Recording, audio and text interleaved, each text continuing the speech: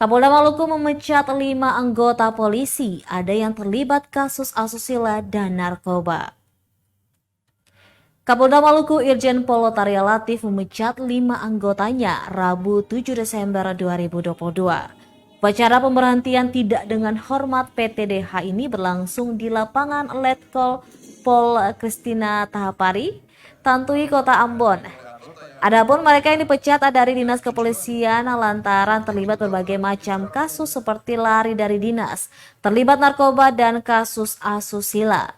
5 personel Polda Maluku yang di PTDH dari kedinasan Polri yaitu Bribtu Vincent Brian Celano, Bribka Samuel Victor Nusi, Brigpol Peter Antoni Matulesi, Bribda Tarman Buton, dan Baratul Lagaful Labiru. PTDH yang diberikan kata Lotaria Latif tidak dilakukan serta-merta. Hal ini sudah melalui mekanisme dan proses yang panjang hingga diterbitkannya keputusan PTDH kepada mereka yang melanggar. Irjen Pol Lotaria Latif menuturkan ini merupakan ketegasan Polda Maluku terhadap anggotanya yang nakal.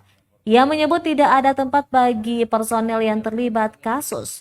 Karena itu ia meminta personel Polda Maluku dan jajaran untuk menghindari berbagai pelanggaran sekecil apapun. Selaku manusia biasa, Lotaria Latif mengaku merasa berat untuk melepaskan personil yang di PTDH. Namun hal tersebut sudah menjadi ketentuan di dalam kedinasan Polri. Lotaria berharap upacara PTDH ini bisa diambil hikmahnya oleh personel Polda Maluku yang lain, sehingga ke depan tidak ada lagi yang melakukan pelanggaran di dalam kedinasan Polri. Lotaria Latif meminta seluruh personil Polda Maluku dan jajaran harus memegang rasta sewa kotama atau abdi utama daripada nusa dan bangsa, menjadi pelayan dan pelindung masyarakat sebagaimana tertuang dalam program Presisi Kapolri dan program Basudara Manisik. Para personil juga diminta untuk dapat mempedomani kebijakan pimpinan dalam melaksanakan tugas dan tanggung jawab. Saya berharap pemberian penghargaan ini Pak Karo SDM dan staf tidak terbatas hanya kepada anggota Polri, karena pegawai negeri pada Polri ini terdiri dari 2 bagian, yaitu anggota Polri dan ASN atau PNS Polri. Saya pun berharap diberikan mapping ya untuk PNS-PNS ini yang memiliki kinerja yang baik, mempunyai prestasi menonjol, untuk juga kita berikan penghargaan.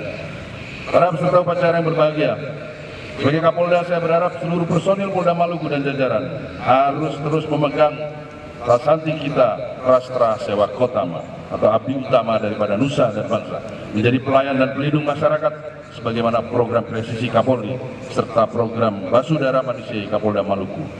Sebelum saya mengakhiri amanat saya, ada 4 penekanan saya kepada seluruh personil Polda Maluku dan jajaran. Yang pertama, tingkatkan iman dan takwa dan terus selalu bersyukur atas segala nikmat yang telah diberikan Tuhan kepada kita sekalian dengan memberikan profesi kita sebagai anggota Polri.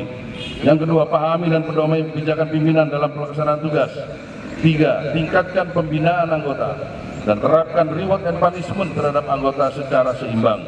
4, laksanakan tugas dengan Terima kasih sudah nonton. Jangan lupa like, subscribe, dan share ya.